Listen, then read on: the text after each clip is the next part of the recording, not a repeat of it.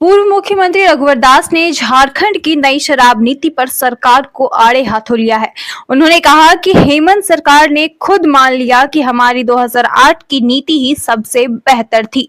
रघुवर दास ने दावा किया है कि उनकी सरकार के समय शराब से मिलने वाला राजस्व दोगुना हुआ करता था।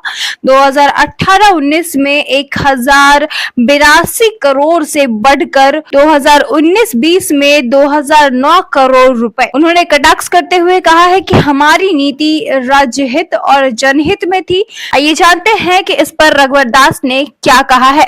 भैया, आज के प्रेस वार्ता में आप सभी का हार्दिक स्वागत, अभिनंदन।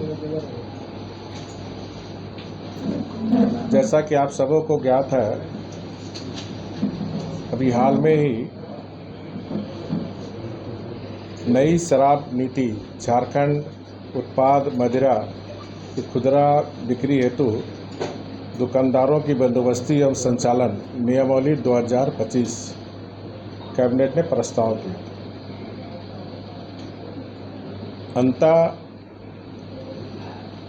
झारखंड की हेमंत सरकार ने एक बार फिर माना कि हमारी सरकार के समय बनाई गई नियमावली वर्तमान सरकार द्वारा बनाए गए नियमों की तुलना में ज़्यादा राज्यहित और जनहित में थी। इसमें स्पष्ट रूप से राज्य सरकार ने स्वीकार किया है कि हमारी सरकार द्वारा 2018 में बनाई गई नीति ही सर्वश्रेष्ठ रही है। इसलिए वर्तमान नियमावली के निर्माण में 2018 की नियमावली को ही मुख्य आधार बनाया गया है। जानकारी के अनुसार सरकार के प्रतिनिधियों द्वारा अन्य राज्यों का भी अध्ययन किया गया। इसके बाद 2018 की नियमावली को ही सबसे सही माना गया है।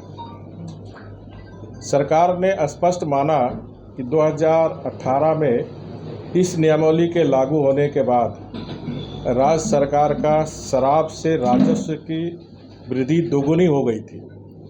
2018-19 के 1082 करोड़ रुपया के राजस्व की तुलना में 2019-20 में राजस्व दोगुना होकर 2009 करोड़ रुपये हो गए थे।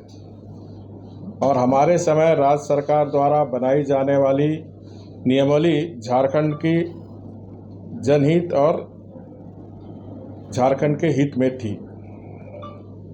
ध्यान देने वाली बात यह है कि वर्ष 2020 में हेमंत सरकार ने 2 बार नियमावली को बदली की गई है। और इस नियमावली बदलने के बाद जो आप सबके माध्यम से जो सूचना प्राप्त हो रही है कि आज जिस नियमावली को जो बनाने का काम किया था,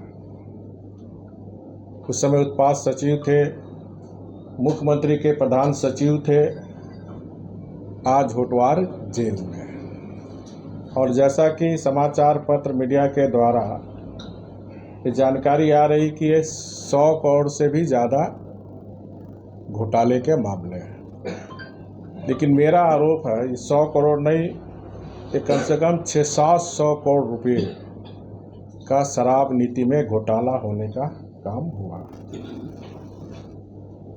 अब सबको भी याद होगा कि हमारी 2018 की शराब नीति में हमने शेड्यूल एरिया जो आदिवासी क्षेत्र में वहाँ कम से कम शराब की दुकान खुले, ऐसा कैबिनेट ने निर्णय लिया था।